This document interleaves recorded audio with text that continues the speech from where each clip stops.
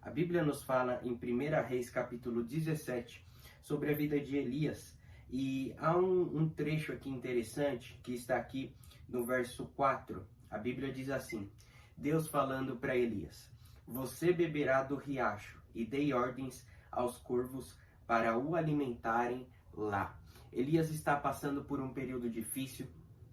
Elias está passando por um período onde ele está sendo perseguido, onde ele se vê desiludido diante da perseguição dos seus inimigos.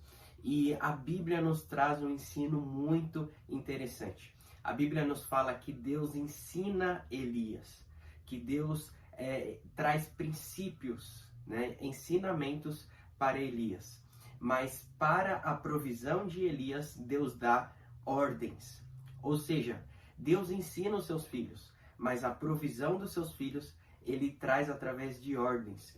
Olha que interessante, irmãos. Muitas vezes nós queremos nos movermos diante da promessa de Deus depois que os recursos chegam, depois que a provisão chega. Mas na verdade, Deus primeiro precisa nos ensinar para depois nos trazer a provisão.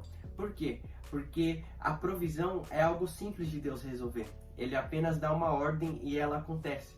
Mas o mais importante não é a provisão chegar nas nossas mãos, mas o ensino de Deus entrar no nosso coração. Deus tem uma pedagogia, Deus tem uma forma de agir. E nós não podemos esperar milagre onde Deus espera processo.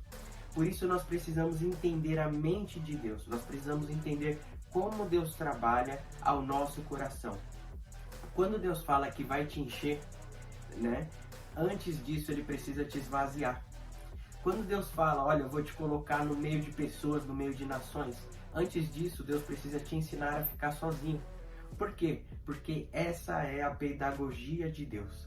Antes de dar ordem para a provisão chegar, Deus precisa trazer um ensino ao nosso coração.